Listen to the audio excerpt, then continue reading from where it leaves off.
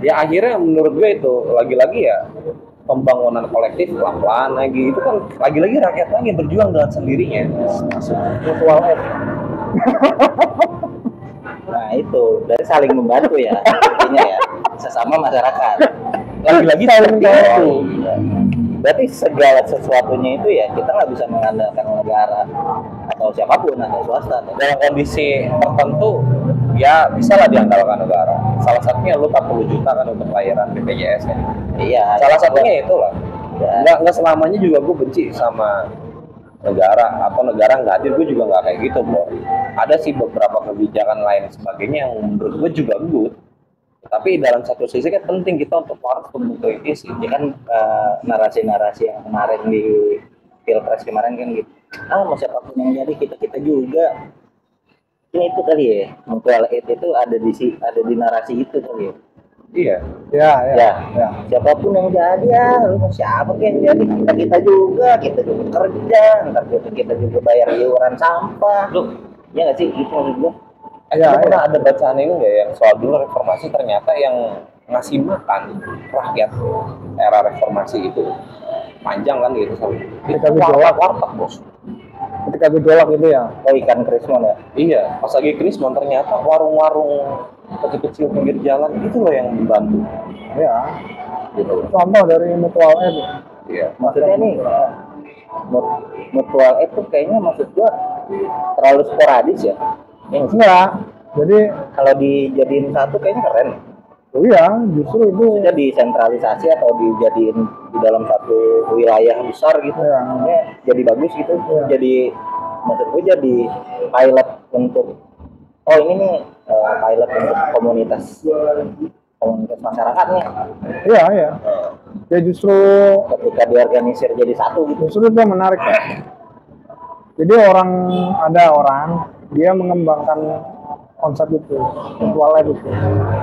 Jadi mutual aid itu awalnya, itu cerita agak panjang. Nggak apa-apa. Nggak apa-apa. 4 hari gue dengerin. Iya. Oh gitu ya. Aman bro. Beli makan dulu dong. Di warteg Rismon itu datang. Tapi itu memang betul. Iya. Itu salah satu contohnya. Ya kita juga dulu waktu aksi. Lu ikut aksi itu nggak yang reformasi di korupsi? Enggak dong. Nah, gua ngalamin tuh. Kita udah apatis ya. Apa? Gua ikut. Gua udah apatis. Gue ikut. Iya. Lu jangan bilang kita dong. Iya. Nah, gue ngerasain waktu di Uber itu lari ke perumahan warga, memang yang bantuin tuh warga-warga sekitar gitu. Ngasih Air apa? gratis. Air, makan, diobatin yang kena-kena itu kan. Gak boleh mandi tuh. Hah? Boleh mandi. Boleh. Gue numpang berak sumpah. Kalau berak biasa. Mandi. Oh, ya kan. Gue ngomongnya berak, judulnya permisinya mau kencing. Iya. Di dalam mandi belum mandi kan nggak tahu. Iya gitu sih. Yang gue udah kering ngomongnya. Iya. Ya itu contohnya gitu.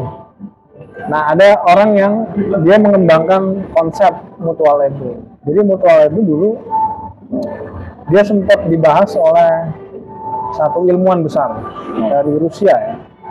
Jadi dia itu mengembangkan konsep itu untuk merespon pendekatan dalam ilmu alam dan ilmu sosial yang sedang dominan saat itu. Yang akarnya itu kalau mau dilacak dari pemikirannya Darwin. Jadi Darwin tuh dan para pengikutnya kan dibilang sebenarnya bukan Darwin sih, tapi Darwinism lah ya. Darwinis, para Darwinis dibilang masyarakat itu bisa bertahan hidup di sepanjang sejarah umat manusia ini karena mereka mampu berkompetisi satu sama lain. Itu Darwin. Ya, Darwinis ya. Iya. Baik di antara masyarakat itu sendiri maupun dengan spesies-spesies lainnya. Jadi kompetisi itu menjadi kekuatan Survival mode-nya ya. survival of the fittest itu. Iya. Orang yang mampu berkompetisi dan menyesuaikan diri dan menjadi terkuat, itulah yang bertahan hidup. Nah itu dibantah sama ilmuwan ini. Ya. Dia meneliti bukan cuma ilmu sosial, dia meneliti kehidupan spesies lain gitu ya, binatang di di daerah Siberia. Darwin kan dari ini juga ya, eksplorasi terhadap ini kan, flora dan fauna kan. Nah dia juga sama, dia meneliti spesies flora dan fauna. Flora dan fauna. Gue dengerin anjing. Nah si ilmuwan ini, ilmuwan Rusia ini, dia mengatakan sebaliknya bahwa yang membuat masyarakat bertahan hidup di sepanjang sejarah manusia itu bukan kompetisi, tapi justru kolektivitas, saling gotong royong, saling membantu. Dia menemukan praktik-praktik saling tolong itu, mutual aid itu pada spesies-spesies lain, binatang, termasuk juga manusia. Nah itulah. Jadi dia bilang Kawanan-kawanan binatang ya. Jadi dia, termasuk manusia. Jadi dia bilang gini, kolektivitas itu adalah insting manusia yang berkembang secara perlahan dalam evolusi yang panjang. Nah insting ini gunanya apa? Insting ini mengenalkan makhluk ini, manusia, pada praktek-praktek saling tolong. Nah jadi insting manusia sebenarnya punya insting untuk bertahan hidup secara kolektif. Dan itu sifatnya naluriah.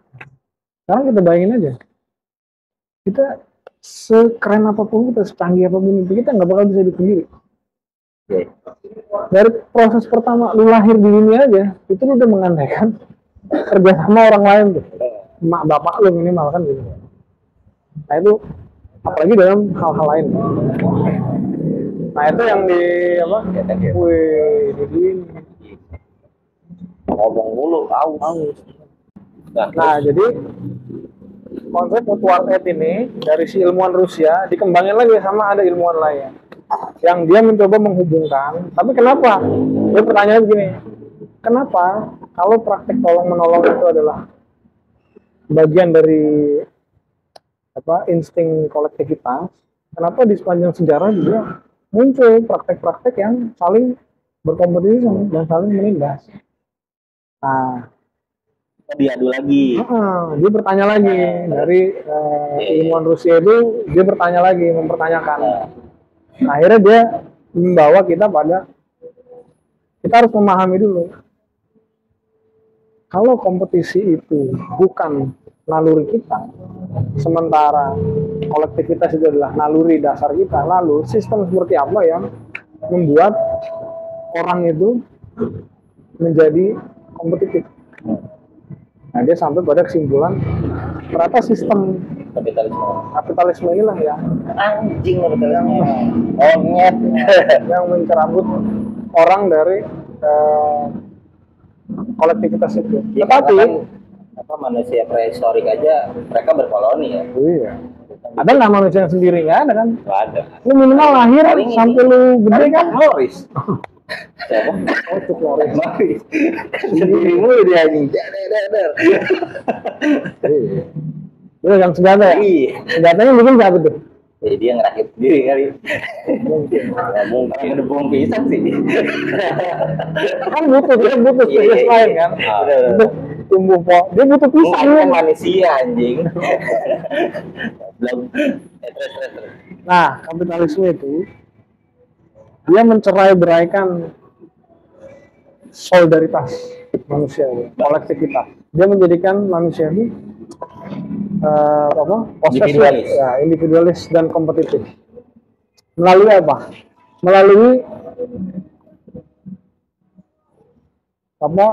Melalui pengubahan terhadap konsep kerja. Jadi kerja itu kan sebenarnya ketika itu pengertian dasarnya ya, kerja itu kan ketika manusia itu menggunakan energinya untuk membentuk sesuatu, ya kan? Produksi lah. Untuk memproduksi lah ya, sesuai dengan kebutuhan dia. Ya. Tapi dalam sistem kapitalisme, kerja itu diubah pengertiannya, tidak lagi kerja yang merupakan aktivitas produksi untuk memenuhi kebutuhan manusia, tapi kerja untuk menciptakan komoditas yang pada ujungnya komoditas ini menciptakan nilai tukar dan nilai lebih kan. yang itu akhirnya yang itu dimiliki oleh para kapitalis. Sehingga aktivitas-aktivitas di luar memproduksi kerja komoditas bukan lagi dianggap sebagai kerja. Kayak kita nih nongkrong begini, berteman, bersosialisasi ini bukan lagi dianggap nggak produktif, pengangguran.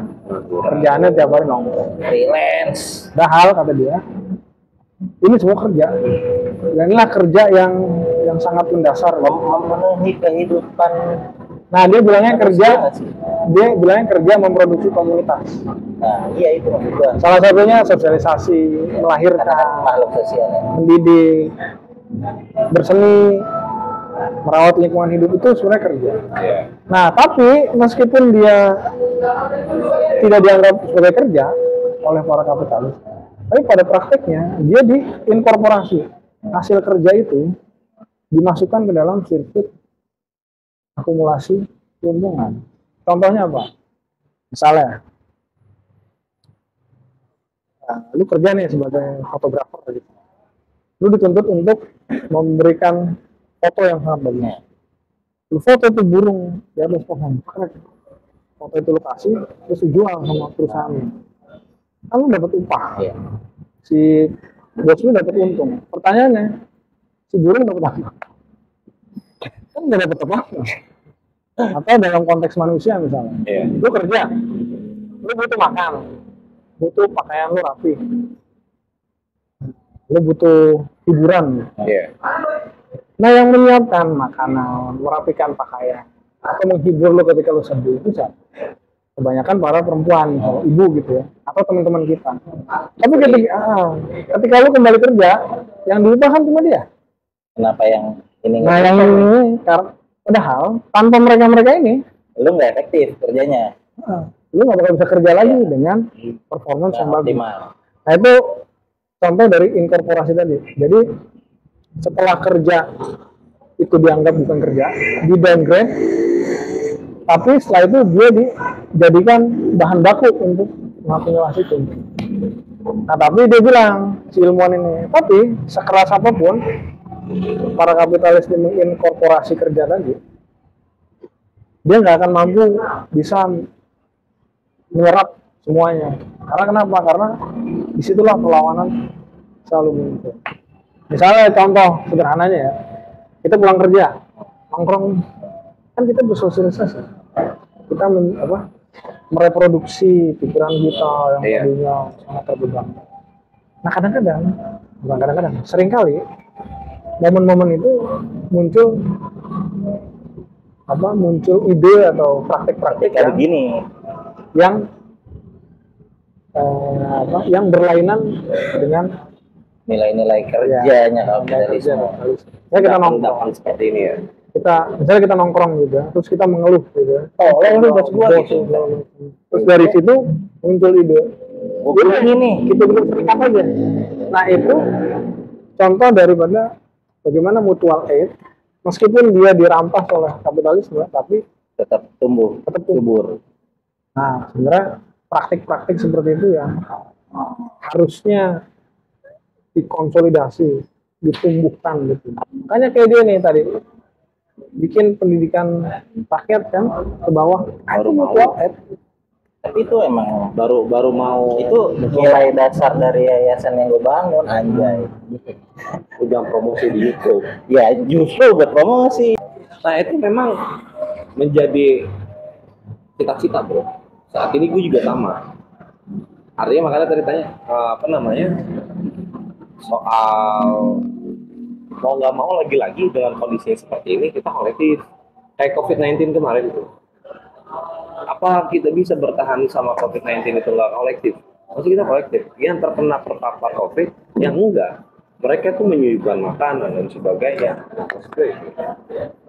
Nah, itu jangan dilupakan lah. Hal-hal yang Berarti seperti itu emang menurut gua. nilai-nilai dasar budaya kita. Kapitalis itu mau gotong royong menghapus itu bos sebenarnya ya itu tadi ya. Nah, tapi dia bilang begini,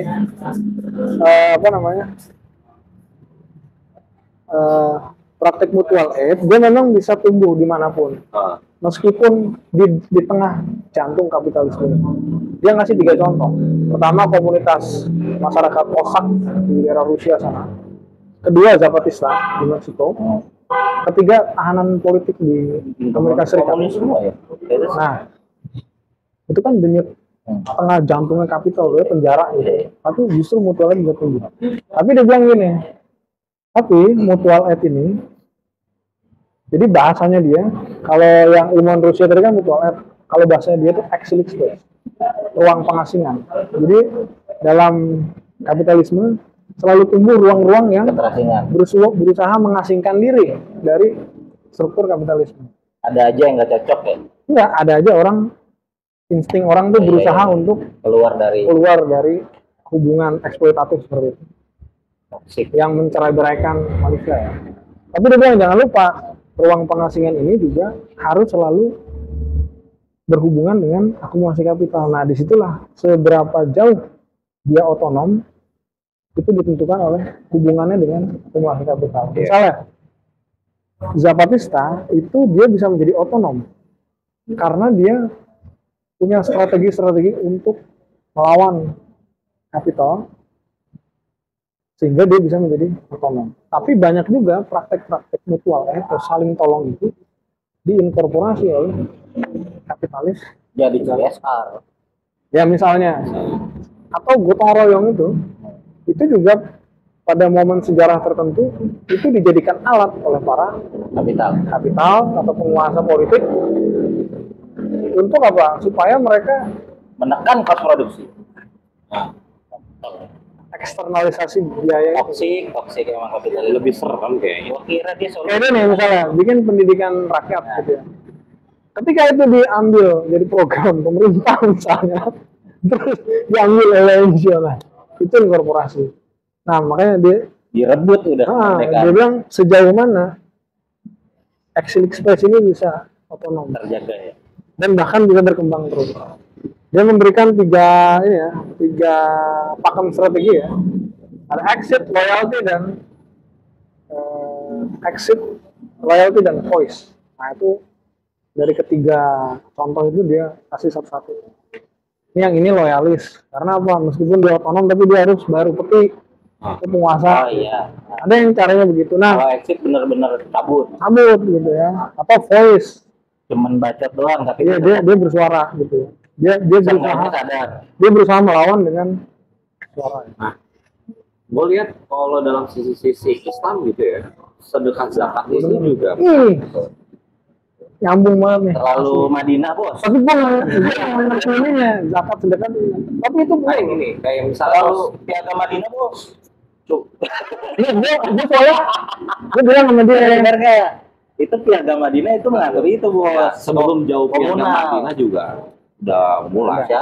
Siapa? Loh, Nabi Musa. Nabi Musa enggak, tetap di zaman Rasulullah. Kalau lu baca sejarah otentik Nabi itu karyanya apa namanya? Syekh yang di Mesir itu bukunya warna hijau. Tapi gue lupa siapa penulisnya. Ya, Rasul juga membangun kolektif. Tapi gue mau bilang zakat dan sedekah itu menjadi bagian mutual aid. Sosok Aminah kan pernah menulis sosialisme dalam Islam. Nah, itu murni pembangunan dari zakat. Itu mau dibangun. Nah, menurut gua itu bisa sangat menjadi daya hancur untuk kapitalisme. Iya benar. Serius gua. Itu punya Dan peluang. ketika uang-uang itu, zakat sedekah itu dijadikan ruang-ruang sebagai ruang-ruang yang progresif sebetulnya. Ya. Nah, yang jadi masalah, pertanyaannya adalah pengelolaan zakat dan sedekah ini apakah sudah seprogresif itu? Nah itu Itu yang yang gue kenal sekarang. Hah? Karena kebetulan gue juga ada di lembaga zakat. Gue melihat praktik zakat dan sedekah kita hari ini itu justru praktik yang sudah diinkorporasi oleh capital itu, gitu. yang sangat karitatif dan tidak menyelesaikan akarnya itu ya, hanya menjadi CSR tadi lah. Padahal ya menurut gue bisa jadi jawaban, bro. Ketika pendidikan mahal, ya udah silakan nggak apa-apa. Kita punya uang zakat yang mahal, yang banyak, kita kelola dengan betul. Nah standar-standar itulah menurut gue yang Islam itu udah lebih juga menguatkan dengan itu. Ya. Kita nggak munafik. Apapun itu butuh bensin. Nah bensinnya itulah menurutku bisa kita ambil dari gerakan-gerakan zakat sedekah, dikelola dengan bagus. Nah sumber daya manusia lagi lah yang harus dibangun. Kalau bukan karena pendidikan ya kan. Balik lagi. Jadi Anda yang berpenghasilan 80 juta dan duit itu mengendap dalam setahun, bayar zakat. Bayar zakat. Zakat mal wajib. Anjing 85 juta dalam setahun mengendap, harus bayar anjing. Lalu bisa bayangkan, Ada yayasan Oreca siap nampung. nah, lu bisa bayangkan gini, uang zakat yang miliaran bahkan triliunan itu dikelola sebagai satu swakelola pendidikan yang progresif menurut gua ya, minat dan bakat. Gitu kan, ruang-ruang dibangun menurut gua itu akan sangat tepat kita untuk mengobati bencana pendidikan sekarang ya, bencana ya, ini bencana kebodohan. Gue bilang ini bencana kebodohan bro, gitu loh. Ini sangat bisa menurut gua, men. Jangankan di posisi Islam ya, tetapi di agama-agama lain yang sama ya, konsepnya sedekah juga. Mereka itu terus berusaha gitu loh. Nah, gue sih berharap omongan gue ini bisa didengar sama orang-orang yang mengambil keputusan soal pengelolaan zakat, entah itu Basnas, Lazisno, apa. Berarti semuanya, semua baitul mal lah ya. Iyalah. Nah, kalau gue nggak sampai di kritik itu, gue mengembangkan aja sendiri institusi zakatnya. Kalau think tank buat khusus untuk si ya, jadi ada lembaga zakat. Nah, gue di bagian riset ininya. Itu nggak apa-apa maksud gue. Dan ini kan lebih, walaupun gue nggak di ruang itu, tapi ini kan anti kritik gue gitu, yang ingin membangun. Coba kalau misalnya gini, dulu pas gue di LBH itu kan gue diskusi ya sama Bang Algif ya. Dia nanya, Ron, coba tuh Ron minta fatwa MUI soal penggunaan zakat untuk bantuan hukum. Biar dibahas masail kan gitu. Akhirnya gue bersuara ke MUI dan diterima, diskusi panjang gitu. Akhirnya diterima bos. Bahasa semua omongannya menurut gue itu sedikit progresif. Bini gue dapet lah gitu. Wow, ini gue dapet Nah, maksud gue lumayan buat kuliah. Lu bayangkan kemiskinan itu bisa ditampung dengan zakat dan sedekah. Tapi emang konsep zakat gue ingat banget. Gue demen nih anak pesantren nih ngomong ini Rasul atau siapa yang ngomong apa Quran gitu gue lupa. Pokoknya kalau misalkan tadi kira cross check lagi aja di ini aja. Kalau di sekitar masjid itu banyak orang miskin sehingga masjid ini mewah, megah, segala macam, ber-AC segala macam. Ini masjid setan. Itu gua lupa Quran apa hadis, gua lupa. Bukan Quran dan hadis, tapi itu qaul ulama. Nah, gua nggak tahu dah, lupa. Pokoknya itu masjid itu masjid setan. Berarti kan se-egaliter itu maksud gua Islam itu pada prinsipnya ya, pada tataran prinsipnya udah ya bang. Lu harusnya tuh emang kegiatan sosial dan mutual itu ini tuh harusnya lu kencangin lagi karena sehingga orang-orang miskin ini terjamin kehidupannya. Gue setuju. Dan agama hadir di situ ketika pemerintah tidak hadir sama sekali gitu loh. Ini pendidikan terhadap ulama-ulama anjing. Iyalah. Apa tuh ulama itu ulama sesat.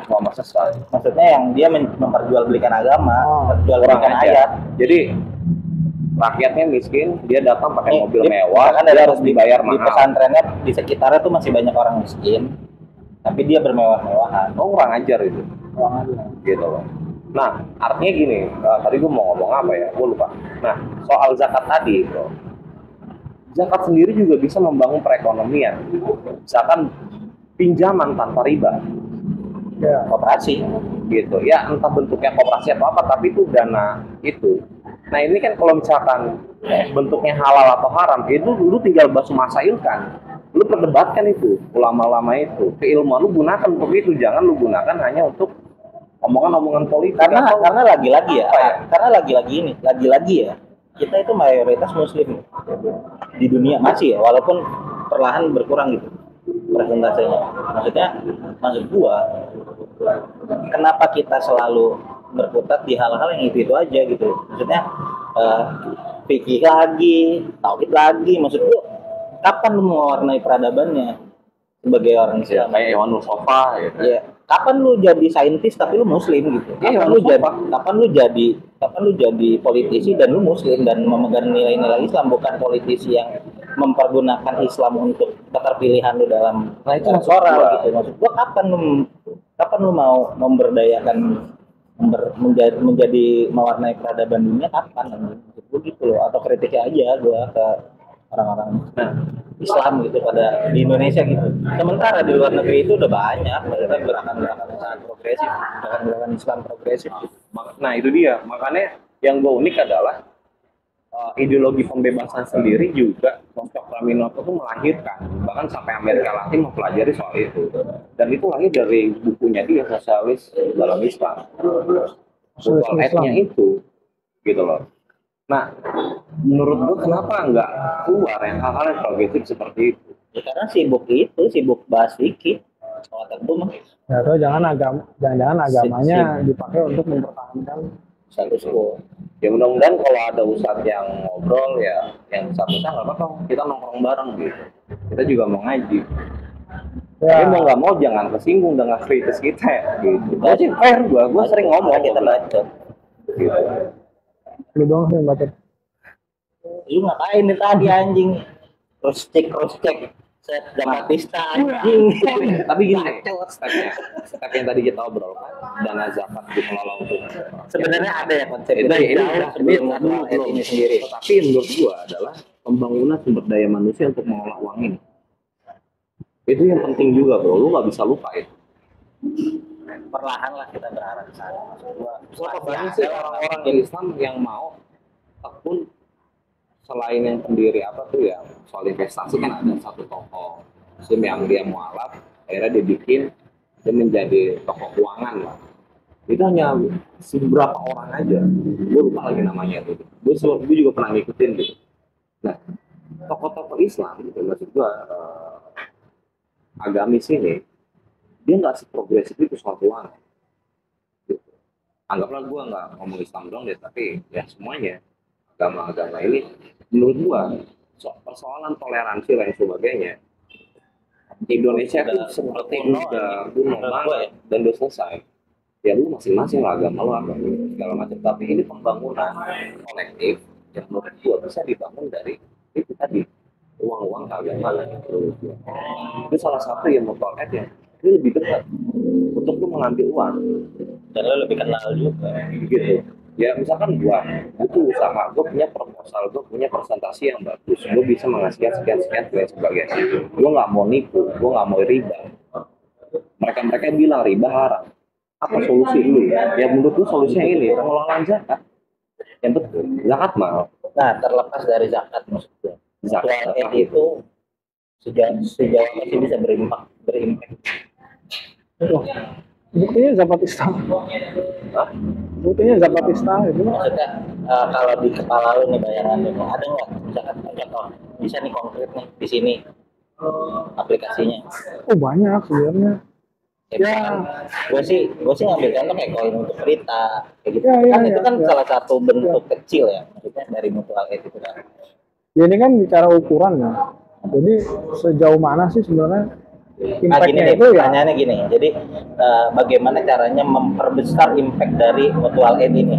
Nah, kalau menurut gue, jadi gini, di teman-teman gue itu, yang di lembaga siswa itu, mereka sedang mengumpulkan praktek-praktek zakat dan sedekah yang sebenarnya sudah ada sejak lama dan itu terus bertahan sampai sekarang di level akar rumput.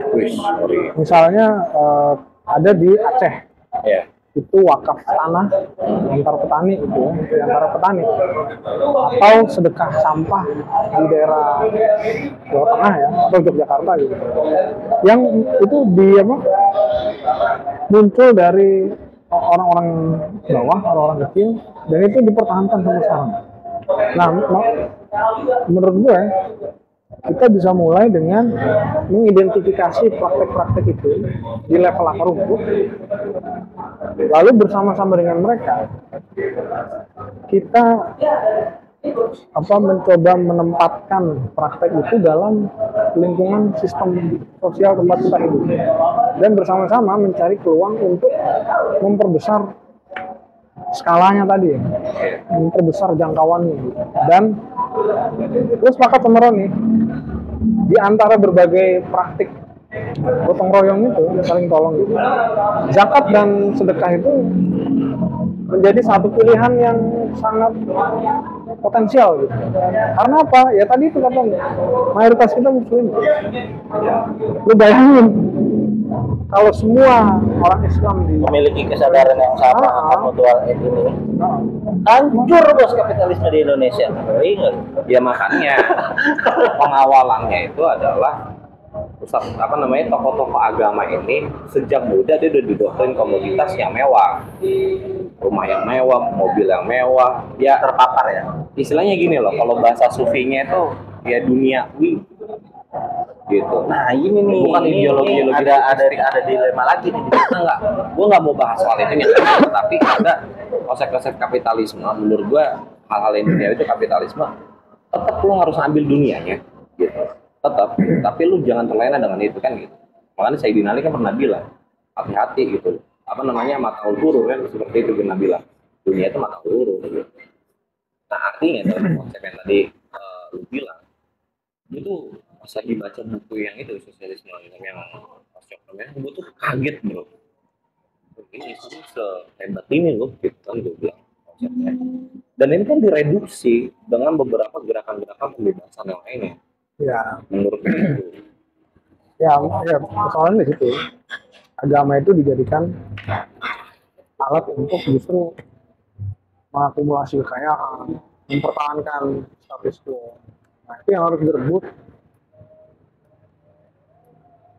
Ya kalau kita kan yang bukan agamawan ini kan, kita kan bukan agamawan.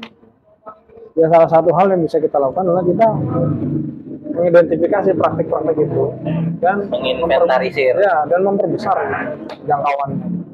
Nah ini gue baca di website Basnas. Basnas bilang potensi Basnas RI itu mencapai 5,8 triliun per Tahun. Iya. 5,8 per tahun tuh bisa berapa lokal kelas ya? Ini kan Nanja Basnas adalah Wisnu. Semua tuh kan banyak dibuka-buka. Men, bisa banget menurut gua. Tapi kalau yang gue lihat ya, pandangan gue terhadap orang muslim di Indonesia tuh masih terlalu egois ya. Kita masih terlalu egois. Maksudnya di Islam sendiri kan banyak kelompok, banyak firqah.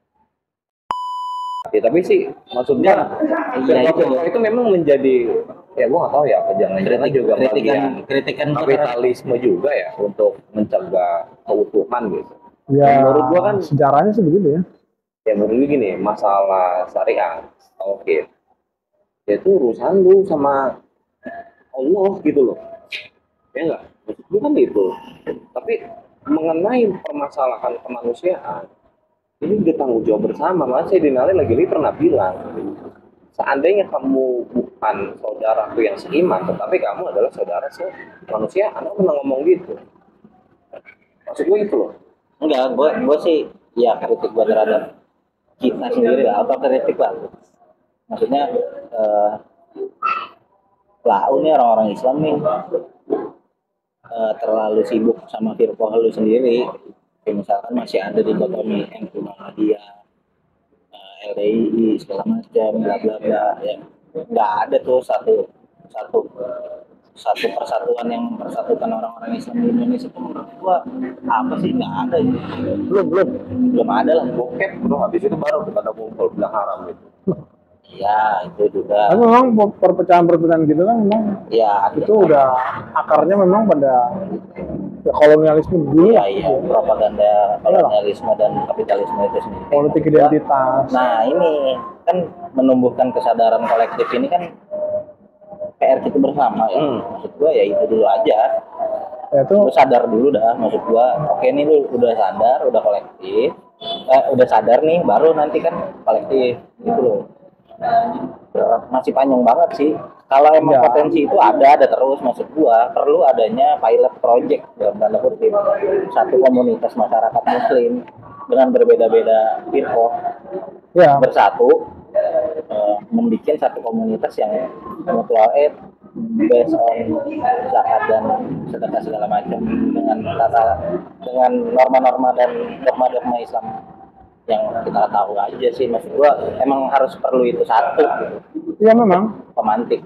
Dan sebenarnya kan inisiatif-inisiatif kayak gitu 2012. Ya, 2022 sorry. ya Sebanyak ini. ya Ya iya kan udah bilang mayoritas muslim bos. Kita Iya. demen banget nyawer. dan sebenarnya Bangsa kita demen banget nyawer. tapi sebenarnya gue nyambungin tadi inisiatif untuk menyatukan itu sebenarnya nggak ada, udah banyak, dan itu muncul dari anak-anak muda yang Iya. misalnya di NU kita bisa lihat Gen Z kan, kayak gue ini kan. nggak cuma Gen Z.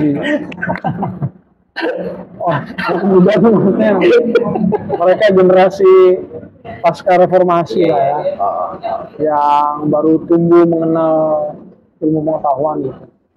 Kayak di Muhammadiyah kan ada teman-teman apa? Kader Muhammadiyah hijau, kader hijau. Ya. Di NU Progresif ada lagi bangsa. bahkan KSDA. Nah, inisiatif-inisiatif itu yang harusnya diperlukan. Karena di dalam mereka itu udah nggak jadi soal tuh persoalan Firqoh. sekufu atau firqoh gitu udah selesai gitu. Nah pertanyaannya gimana memperbesar itu? Iya. Nah karena di sisi lain juga di samping upaya untuk menyatukan itu selalu ada upaya untuk Iya, memecah, mengkerdilkan. menginkorporasi. Banyak lah, terlalu banyak aktivis, apalagi aktivis muslim ya, yang awalnya dia semangat gitu, terus tiba-tiba Udah diambil perusahaan, diambil oleh komisaris, penguasa BUMN. gitu ya, akhirnya nggak Ya jadi kalau ngambil, terus saya presentasinya untuk perjuangan juga belum ya Salahnya enggak. enggak memperkaya diri sendiri ya. Emang pembungkaman aja dengan cara itu nyawer bro, bangsa kita bangsa nyawer. Maksud gua misalnya nih, ya progresif itu masuk BUMN, ini bener yang BUMN ya, dia produksinya bagus, Lu bisa kuat pakai. apa anjir? nggak kuat ya pindah, wah nggak usah. Kalau gue sih lebih tertarik menumbuhkan praktik-praktik dari bawah gitu. Nah itu rawat. Nah, tadi kan gua Melestarikan. mencoba Iya lu ngejawab belum soal itu. lu belum di sana soalnya bre. Ya doain dong. Ya lu di sana lu, ya lu di sana lu lupa ngapain gua doain anjing pertama ya sama gua. Nah, ayo gua anjing lu masih manusia, pede gua. Masih tergiur lu sama duniawi kecuali oli sufi. Gila lo. ASN lu bro, enak aja lu. ASN kan emang nggak dikayain, nggak dimiskinin, tapi ngambil cicilan gampang. Jadi terikat seumur hidup kan. Wah, godaannya banyak banget nih. Udah ASN. Kredit duniawi ya. Jadi betul lihat gitu lah ya. Iyalah. Udah. Menurut gua Kata yang bener anjing. ya muslim tuh, masyarakat muslim di Indonesia udah punya peluang Iya. besar.